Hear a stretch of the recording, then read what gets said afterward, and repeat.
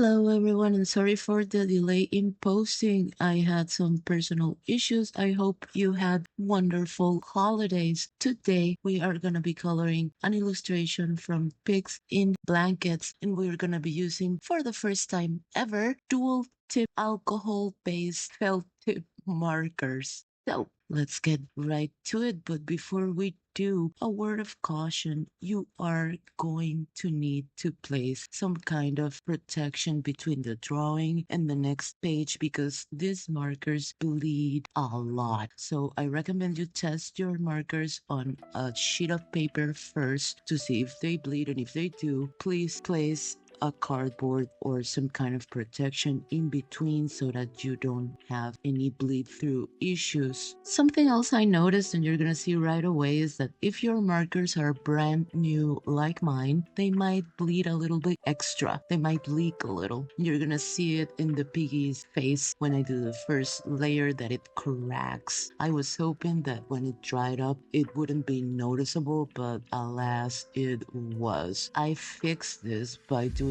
a second layer after I was done, and it covered it up pretty well, but of course the color intensity varied. So that's something to keep in mind, and it leads me to my first opinion about using markers to color. Pressure does not play a role here. Whatever pressure you apply, you are gonna get maximum intensity when you're using markers, and this can be both an advantage and a disadvantage.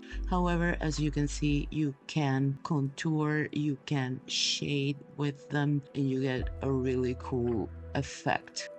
To blend with markers, you're gonna need to choose your shades very carefully so that they really match and the transition seems seamless when you're coloring. And that's what I was trying to do with the little head towel and with the body towel. I was choosing similar shades of golden and orange to try to blend the colors together, and then finishing it off with a darker color to contour the lines and to bring the little discrepancies together, and I think it turned out really well.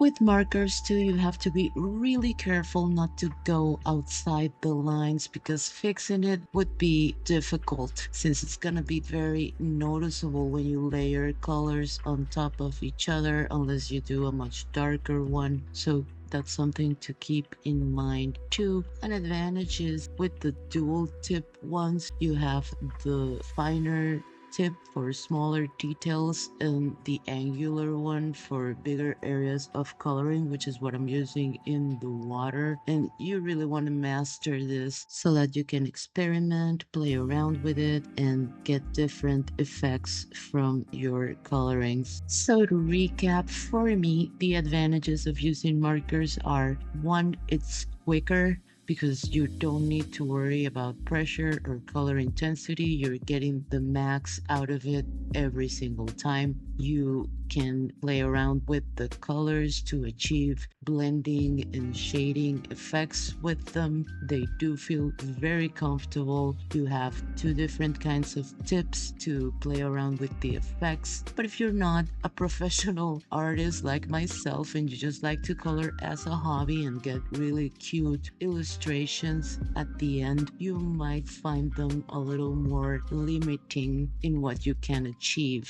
So the disadvantages would be that you can't play around with pressure. It really matters that you stay inside the lines because you can't erase and you can't play around with different pressures to fix mistakes, and they bleed a lot. But that's not something you need to worry about as long as you use protection, because all of my books are single-sided, precisely thinking about the different types of colors. And some people really love markers and some people prefer coloring pencils like I do. Which one do you prefer?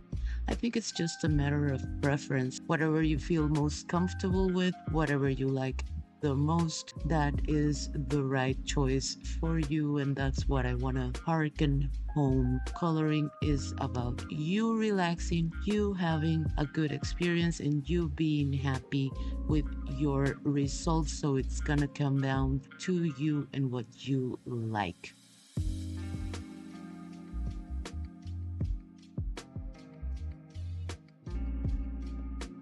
Ta-da! What do you think? I think it turned out so cute. And check out the massive bleed through. So again, really important to use some kind of protection on both sides. I hope you enjoyed this illustration. Thank you so much for watching, and please like, share, and subscribe. It really helps me out.